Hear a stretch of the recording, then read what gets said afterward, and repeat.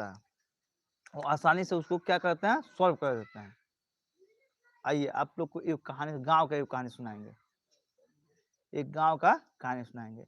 हर गाँव में एक आदमी कोई ना कोई व्यक्ति होता है, वो किसी किसी से किस कोई किसी से कोई मतलब नहीं होता है।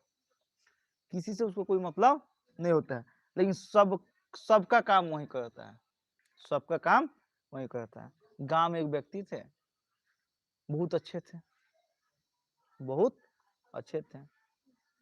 अच्छे अच्छे होने का रीज़न ही था कि वे जब तक गाँव में 5-6 आदमी से झगड़ा नहीं लगवाएँ, 2-4 आदमी से झगड़ा नहीं करवाएँ, मार-पीट नहीं करवाएँ, तब तक उनके आत्मा को शांति नहीं मिलता था।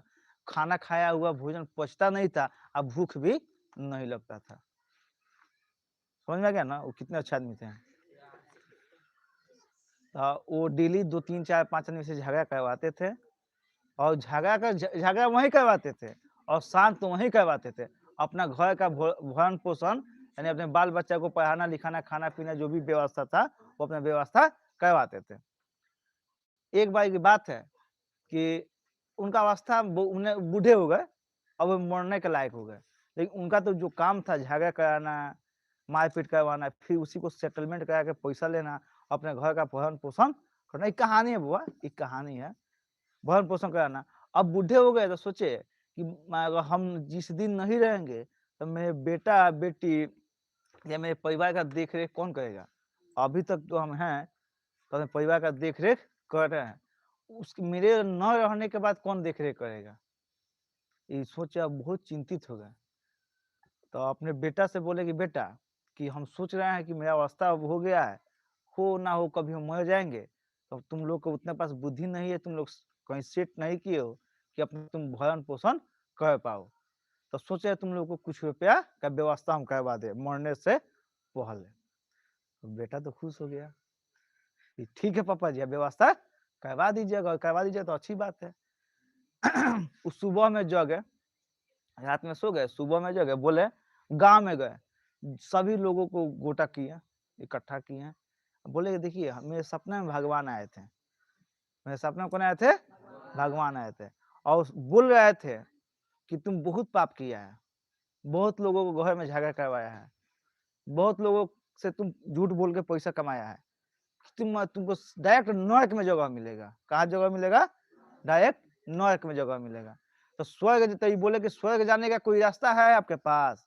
तो भगवान बोले कि है, जिससे जिसका तुम दिल दुखाया है, जिसमें झगड़ा करवाया है, उस सबसे जाके माफी मांग लो। इसीलिए हम आप लोग से माफी मांगने आए हैं। उनका 2 गो बेटा था, एगो बेटा के बोल दिए वो तो हम लगे रहिए, आ एगो बेटा के बोल दिए कि जैसे जैसे हम इशारा दें तो यहाँ से चल जाइए। अब कहाँ चल जाइए, कहानी के आगे पता चलेगा। तो गाँव के आदमी बोले कि बात तो सही बा, वो तो बहुत दिल दुखैले बानी, वो सबके उससे झगड़ा कइले बानी। तो भगवान कनी ना होई तो तनी हमरा के क थप्पड़ मार के तो हम ऐसे मरिए जाएम, कष्ट काट के मरे। तनी मार के मुँगा देलनी ताकि हमारा आत्मा के शांति मिल जाए, हमारा मोक्ष हो जाए, हम स्वर्ग में डायरेक्ट चल जाए, भगवान हमरा डायरेक्ट स्वर्ग दे देस ना। तो भा तो क्या किए, ये हो गया। तो लोग बोले ठीक है, तो करना क्या है? तो बोले कि तूने सब केहू मिल के हमरा पीटो। अगर हम मर जाए तो हम डायरेक्ट कौन चीज होई? स्वर्ग होई। आ नाम पीटबो लोगिन तो नरक होई। आप ना एगो बेटा संगे तो लगे रहिए, आ एगो बेटा से जैसे गाँव के आदमी मारल स्टार्ट करी, तो थाना में चल जाइए, आ डायरेक्ट पुलिस के बुले ले आ जाइए। अब गाँव के आदमी पीटल बा, उ स्टार्ट कइले बा। गाँव के आदमी पीटल स्टार्ट कइले बा। एक बेटा थाना में गइल, पुलिस बुलावे खातिर, गाँव के आदमी बाबूजी के मार के मुंगावता। आ एगो बेटा बा, के मारता, वीडियो बनावता है। ठीक है? उसके बाद क्या हुआ? तो थाना आया, तब तो गाँव के आदमी मिल के पूरा खींच, जितना खींच रहा सब मार के निकाल देला लोग। सब खींच जितना रहे सब मार के निकाल देला। तो पुलिस अइलक, तो ई मर गइल। पुलिस अइलक तो सब गाँव आदमी पे केस होगा। तो एगो बेटा जन यहाँ रहे, कहता अच्छा केस हम करेंगे तब ना केस होगा। ये लोग हमारा 40 लाख रुपया दे दे, हम केस ना करें। लोग हमारे 40 लाख रुपया दे दी, हम गाँव के आदमी पर केस ना करें, कैसे हमारे घर में बा, इनका सुख दुख में हम आए, हमारा सुख दुख में ये आई है।